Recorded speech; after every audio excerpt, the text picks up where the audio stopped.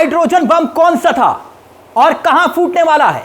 अब यह साफ हो गया है कि राहुल गांधी इस बार जो हाइड्रोजन बम फोड़ने जा रहे हैं वो कहीं और नहीं बल्कि बनारस ही है। जी हां, मोदी जहां से चुनाव लड़ते हैं वही बनारस। अब आप कहेंगे कि ऐसा क्यों? तो कुछ बयान है और कुछ आधार है जिससे संकेत मिल रहा है कि इस बार जिस एटम बम को फोड़ने का जिक्र, हाइड्रोजन बम को फोड़ने का जिक्र राहुल गांधी कर रहे हैं वो बनारस में ही फूटेगा। जी, बनारस। बकायदा इसको लेकर अजय राय वही जो मोदी के सामने चुनाव लड़ते हैं, एक बहुत बड़ा दावा किया है। दावा क्या है? खुलासा कहिए, खुलासा। अजय राय का यह कहना है जो हाइड्रोजन बम की बात राहुल गांधी कर रहे हैं ना, वो हाइड्रोजन बम बनारस में ही फटने वाला है। यानी कि बनारस में किस तरह से वोट चोरी हुई इसका पर्दाफाश करने का दावा क्या वाकई में राहुल गांधी इस बार करने वाले हैं? पहले आप वो बयान सुनिए, वो पूरी बात सुनिए, फिर राहुल गांधी का एक बयान है जो वायरल हो रहा है जिससे संकेत मिल रहे हैं कि हां, बनारस का ही नंबर है, जिसको लेकर वो जिक्र कर रहे हैं हाइड्रोजन बम फूटने की तैयारी है। मगर पहले जरा अजय राय का ये बयान सुनिए और फिर उसके बाद आपको सुनाएंगे राहुल गांधी का वो बयान जिससे संकेत मिल रहा है कि बनारस में ही बम फूट रहा है। कितने वोट चोरी कराए, कितने वोटों को इधर उधर किया, उसी का इनाम उस समय के तत्कालीन जो आयुक्त थे, कमिश्नर थे औषधदार शर्मा को दिल्ली के अंदर हमारे यशस्वी प्रधानमंत्री जी ने उनको दिल्ली भेजकर इनाम दिया, उनको पारितोषिक इनाम दिया कि उनको जल आयोग का सीईओ बनाया। यहाँ डीएम थे, कमिश्नर हुए और यहीं फिर दिल्ली चले गए और वहां जाकर केंद्रीय प्रतिनियुक्ति पर जाकर सीईओ बनकर वहां जल आयोग में वहां अपना काम कर रहे हैं। तो क्या वाकई में वोट चोरी का इनाम उस समय के तत्कालीन जो आयुक्त थे, कमिश्नर थे, कौशल दास शर्मा, जिसका जिक्र अजय राय कर रहे हैं, उनको दिल्ली भेजकर प्रधानमंत्री ने दिया इनाम?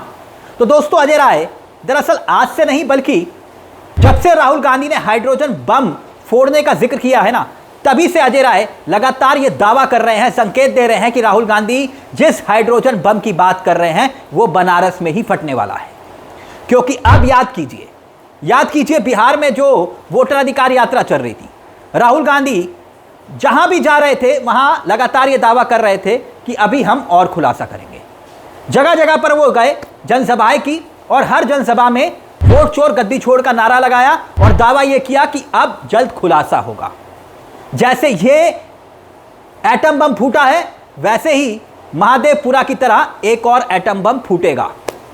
7 अगस्त को जो खुलासा राहुल गांधी ने किया था कर्नाटक की महादेवपुरा सीट को लेकर, वोट चोरी को लेकर, 1 लाख से ज्यादा वोट चोरी का जिक्र किया था। 1 लाख से ज्यादा जो है वोट जो है डुप्लीकेट वोट, चोरी के वोट, जिसका जिक्र राहुल गांधी ने किया था।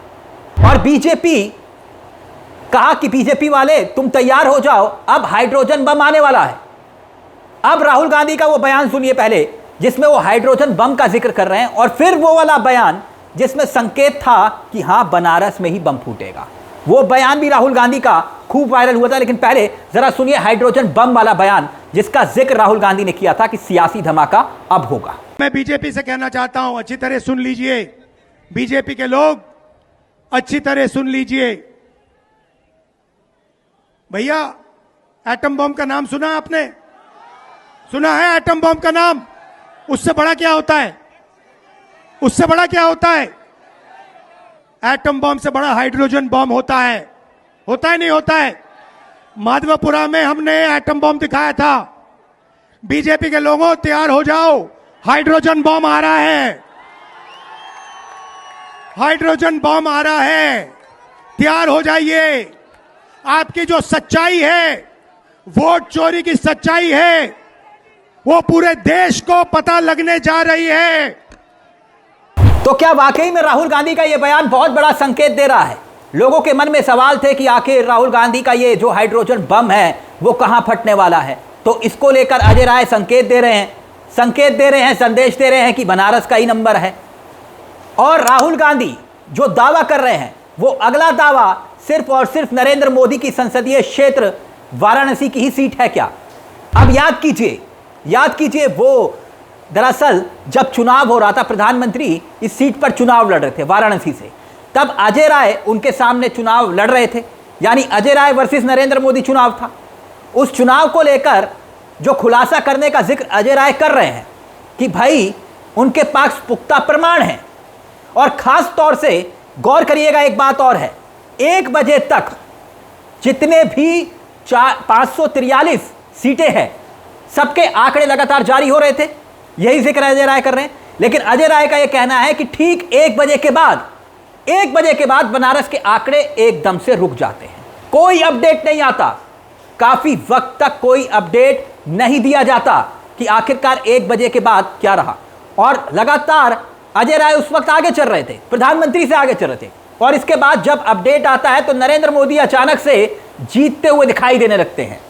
इससे पहले तक वो चुनाव हार रहे थे, यानी कि प्रधानमंत्री पीछे चल रहे थे अजय राय से, लेकिन अचानक से उनके नंबर काफी तेजी से बढ़ने लगे। और उसी को लेकर अब यह कहा जा रहा है उस वक्त जो अधिकारी थे, जो चुनाव लड़वा रहे थे, जो आयुक्त थे, उन्हें दिल्ली भेज दिया गया। अब दिल्ली में उन्हें प्रधानमंत्री ने पद से नवाज दिया है, उन्हें चोरी करवाने का इनाम दिया जाता है। यह बात खुद अजय राय कह रहे हैं, अपने बयान में कह रहे हैं। और दूसरी तरफ राहुल गांधी जो कह रहे हैं हाइड्रोजन बम को लेकर, वो बनारस के बारे में है। ऐसा जो पुख्ता बात, जो दावे किए जा रहे हैं, वो क्यों किए जा रहे हैं, इसका जवाब भी है। इसका जो जवाब है वो एक वीडियो है, वो वीडियो राहुल गांधी का ही है। उस वीडियो में ही जवाब मिल गया।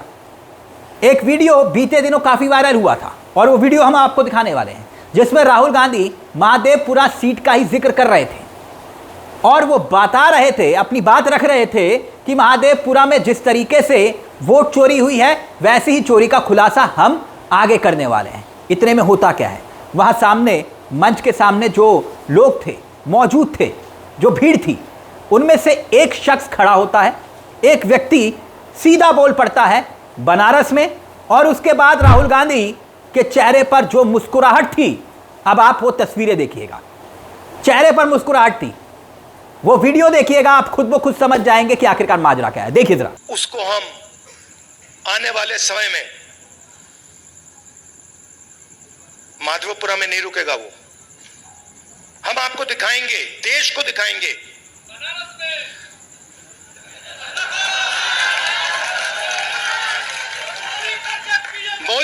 मोदी जी मैं आपको बता रहा हूं, मोदी जी डरे हुए हैं, क्योंकि मोदी जी को बात समझ आ गई है कि अब चोरी पकड़ी गई है और अब वो भाग नहीं सकते हैं।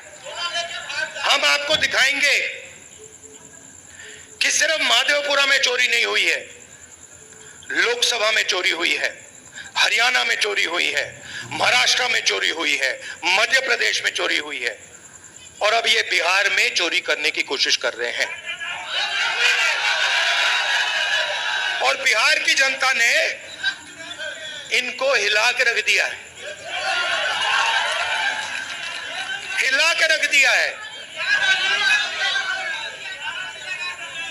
तो दोस्तों देखा आपने किस तरह से राहुल गांधी जो मुस्कुराए हैं बनारस के नाम पर, इसके बाद से ही लोगों के मन में ये अटकलें लग रही थी, और वो अटकलें क्या वाकई में पुख्ता हो गई अजय राय के बयान से कि अगली बार जो नंबर आने वाला है वो बनारस का है। और बनारस को लेकर जो हाइड्रोजन बम फोड़ने का जिक्र कर रहे हैं वो है क्या। अगर कहा जाए तो महादेवपुरा की सीट को लेकर राहुल गांधी ने जो खुलासा किया था, इसके बाद जो खबरें आई कि करीब 7 से 8 चरण में, 8 चरणों में वो इस तरह का खुलासा करेंगे।